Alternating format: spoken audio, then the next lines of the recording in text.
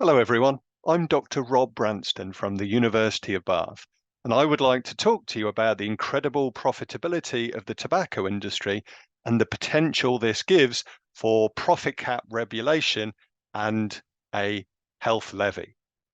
Before I start my presentation, I would like to declare some conflicts of interests, and in particular, I'm part of the Tobacco Control Research Group at the University of Bath, which is funded by a number of different partners. These partners are not from the tobacco industry or any organization related to the tobacco industry, so in that sense, there are no particular conflicts of interest associated with our funding. Personally, I own 10 shares in Imperial Brands, which I have for research purposes, as they allow me to attend the annual general meeting of the companies. Any money from those shares is donated to charity, and any money that could be realized from the sale or takeover of that company will again be offered to health-related charities. So in that sense, I have no conflicts of interest in my research. Now, whenever one considers the tobacco industry, it is incredibly important to remember that manufacturing tobacco products is tremendously important. To give you an illustration of the size of this profitability, in 2018, I worked out the combined profitability of the world's 6 largest tobacco manufacturers. Collectively, those companies made $55 billion in profit. 55 billion. That is an enormous sum of money. Think how many hospitals, schools that can be built with all of that money that is being made as profits by these companies. To put that into context, we can compare that profitability to other companies also working in this broad consumer staple section of the economy.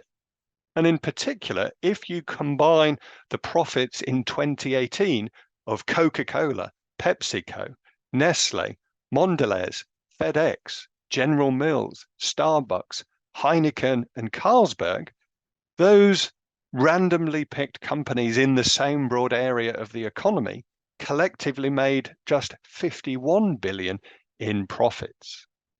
Now, not only are we dealing with more companies, there are 9 companies there rather than the 6 large cigarette companies, but we're also dealing with household names and companies that own many household names or brands. So, for example, we know that PepsiCo doesn't just make the soft drink Pepsi, they also make other products such as Walker's Crisps in the UK and various other types of soft drink. We know Mondelez, a company that you may not initially know by name, actually has a range of brands. So they own Cadbury's chocolate in the UK, but they also own Carte Noire coffee, Maxwell House coffee, they own Oreo cookies, they own Milka chocolate, and so on. So we are dealing with companies here that have many household brands, that have a number of different product lines, and yet those companies collectively are earning less profits than a fewer number of cigarette manufacturers who typically only make tobacco products. So making tobacco is incredibly profitable. It is more profitable than many other companies out there. Now, those profits are not only large in total terms, they are also large in terms of the profit that is generated from each unit that is sold. So here we can consider Imperial Brands, the leading tobacco company in the UK market. Imperial Brands in 2021 made a net operating profit margin of 70.5%. Now, a profit margin is simply telling us what proportion of a firm's revenue generates profits. So a net revenue of 74.5% or a net profit margin of 70.5% tells us that for every £100 the company got to keep, almost £71 of that was pure operating profits. That is an incredibly high value that is so much bigger than the equivalent value that is earned in other industries. Now, It is hard to work out exactly what that means in terms of the total amount of UK profits that were earned by Imperial Brands, because they actually stopped reporting this value when we start investigating the profitability of the UK market. But we know from some of their subsidiary accounts that they made at least £465 million in profit in the year 2021. So we are dealing with a company that earns high profit margins on each unit that they sell and that is making hundreds of millions of pounds in profit. And they are just one of the tobacco companies operating in the UK. To put those profits in context, we need to understand the profit margins that are more typical in this comparator consumer staples type of wider environment. And here, those companies that I talked about earlier, the PepsiCos, the Coca-Colas, etc., they have typically got operating profit margins of 15 to 16%. But they do range from a low of just 6.5%, which was FedEx, towards a high of 26.7%, which was Coca-Cola. So yes, there is a range of profitability, but that range doesn't get anywhere near the profitability that we see of UK tobacco companies. Fundamentally, tobacco companies are able to make such profits because of their monopoly-like pricing power. They are so dominant in the margin that they just don't face competition, and it is competition that normally lowers the profits that firms are able to earn. So to illustrate this, we can say that the two leading companies in the UK tobacco sector, Imperial and Japan Tobacco International, together control about 81% of the UK market for factory-made cigarettes. So two companies account for the vast majority of the profits that are being earned in our market. Each of those is earning large profits because of these large profit margins they are able to earn on each sale. Now, these profits are a problem not only because they incentivize the continued sale of tobacco products, and that means all of the harm and misery that those products are creating, but also because it gives tobacco companies huge resources to fight to maintain the status quo in the market. These profits are as addictive as the tobacco products the companies are making in order to generate these profits in the first place.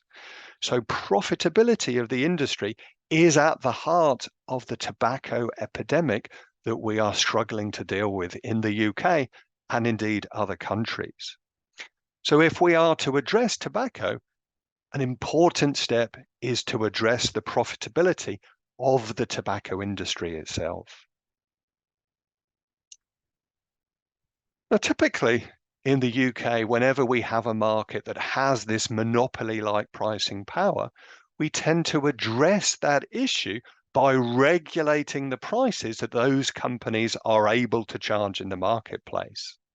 So we know, for example, that our water companies, our gas and electricity companies have similar monopoly-like power because either they are in fact monopolies or because there are limited amounts of competition in these markets. So what the government does is cap the price that those companies are able to charge in order to protect consumers. Those lower prices result in the firms making less profit than they would otherwise make if they were free to set whatever they wanted in terms of the prices they would charge their consumers. Now, these are clearly very important life-enhancing products, but we need to remember that tobacco is an important product too. Tobacco actually kills up to 2/3 of its long-term users. So if we can cap the price of these consumer utility products, surely we can also apply the same sort of logic to the tobacco market.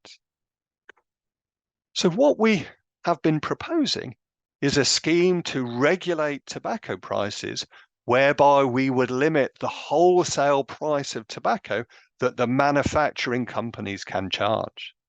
And we are setting the wholesale price because that is where the profits are made.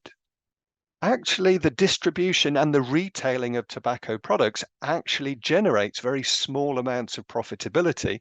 It is the large manufacturing tobacco companies where all of the profits is made.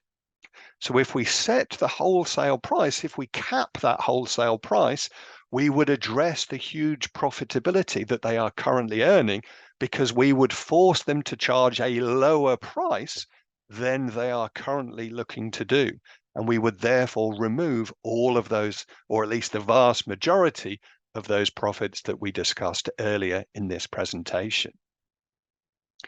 This is not only a good strategy because of the profit reduction that would be generated, but also because there would be a whole wider set of health benefits that would be created, because the tobacco industry would have to stop using price as one of their sales weapons.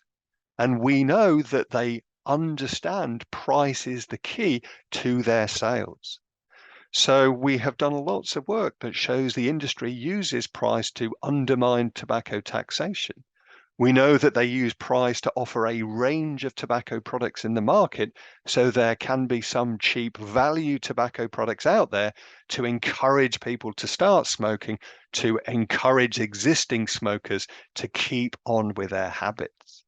So by capping the price, we are getting a win in terms of health and the removal of industry pricing strategies, but we are also fundamentally addressing their huge profitability. To make that scheme work, though, we have to be mindful that any reduction in tobacco wholesale prices could translate into lower retail prices. And that would be a disaster for public health, because we know lower prices means a greater quantity is demanded in the market. So we would need to supplement any scheme of price cap regulation with a new polluter pays health levy that would step in to substitute the profits the industry previously made for this new health levy. So this is another attractive element of the scheme, because effectively what we would be doing is swapping existing industry profits, which go to shareholders, for a new public health levy, which would generate funds that can be used to help address tobacco use. So here, let me show you how the scheme would work. So on the left-hand side of my diagram here, you've got a bar chart that represents the current selling price for tobacco products. So you can see currently the majority of the selling price of tobacco products is excise duty. On top of that, we see that the industry makes large profits, which is this gold band. And then on top of that, we have the industry's production costs. And we know it doesn't actually cost that much to make a pack of 20 cigarettes. Now, in our proposed scheme, we would cap the price of wholesale tobacco products. We would cap the price the industry is able to charge, and this is what I'm trying to represent in the bar on the right for our price regulation scheme. So fundamentally, note that our bar is not any bigger or smaller. The idea here is that we are not fundamentally changing the retail price that consumers have to pay. We are simply looking to distribute that money in a slightly different way. So the idea is that the price cap would come in, and that would limit the amount of profits that the industry can charge. So you can see here in our price regulatory scheme, industry profits are now considerably lower. We could limit the amount of money that they are able to get having produced their tobacco products. In order to make sure that lower price and that lower profit doesn't translate into lower retail prices, we create this new health levy, this red band, and that is what is going to ensure that the retail price does not drop.